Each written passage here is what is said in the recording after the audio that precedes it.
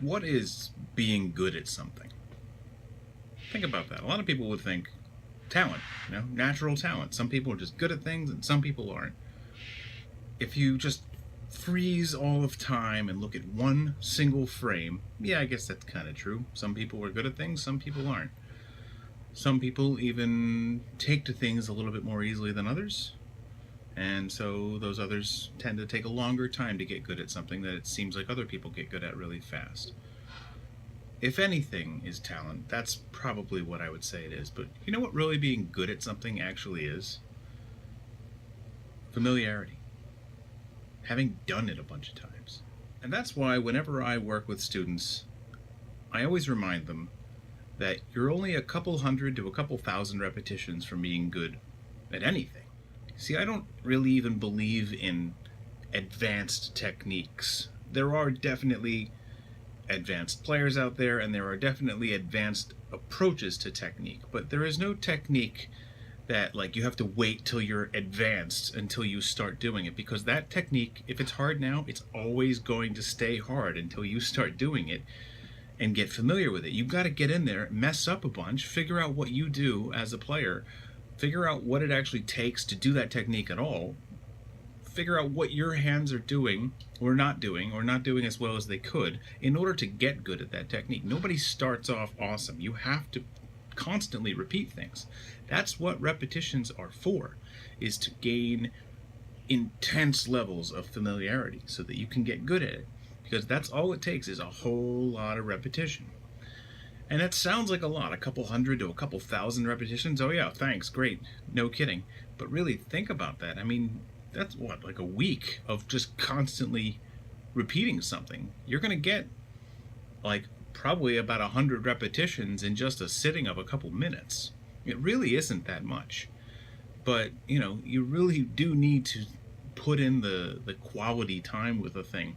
Don't just wander aimlessly from one thing to another like most people do when they practice. And that's why most people don't get really good, by the way. It's because they're unfocused when they practice. So if you put in some quality time with what you're actually working on, no matter how simple it is, you're going to get much better results out of it. But if you're just kind of, well, I guess I'll do a little of this, and I guess I'll do a little of that, yeah, you're just going to get a little bit of anything, if anything at all, really. So an example. All right, I'm going to use something called a hexachord. A hexachord is a little scale fragment. So, like, a lot of people practice scales. Stop practicing whole scales. Nobody wants to listen to that. Practice little pieces of scales, like 2 strings at a time. All right, I'm actually tuned down to C sharp standard, or sorry, C sharp, drop C sharp. So I'm going to actually play off of what would be D minor, but it's actually C sharp minor. All right, and I'm just going to play the first 6 notes, because that works out really nicely at 3 notes per string scales. Okay, and it's a hexachord because hexa means 6 and chord means grouping of notes. So it's a 6-note scale fragment. All right, and I'm going to play it along to the most obvious possible rhythmic context, which would be sextuplets. All right, I'm going to start at 70 beats per minute. 2, 3, 4. 1 and 2 and 3 and 1 and 2 and 3 and 1 and 2 and 3 and 1. 4. There's 4 more. 3, 4 more.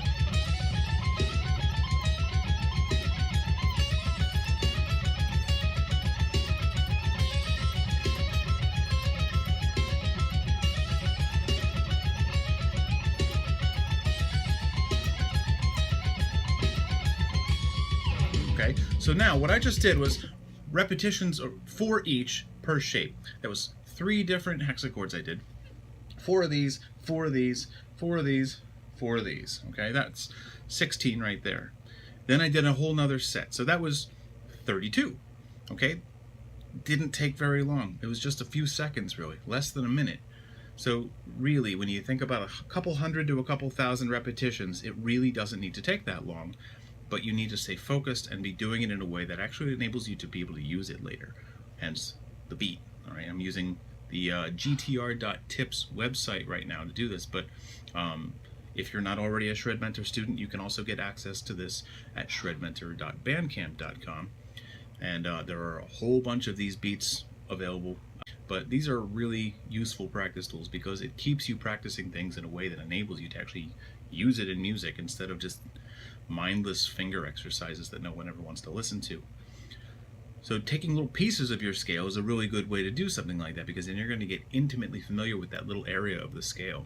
So I strongly recommend that you do a lot of stuff with hexachords because it enables you to deal with a good portion of the scale. You have almost the full octave.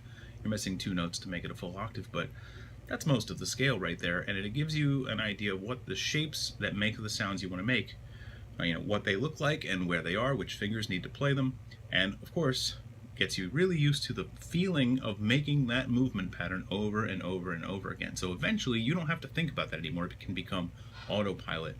And that's really the goal with loads and loads and loads of repetition, is to get stuff you have to think about now to become autopilot, so that you don't have to concentrate voluntarily on that. You just do it, and you can be thinking about what you're going to do next, which crazy complex thing you're going to do next.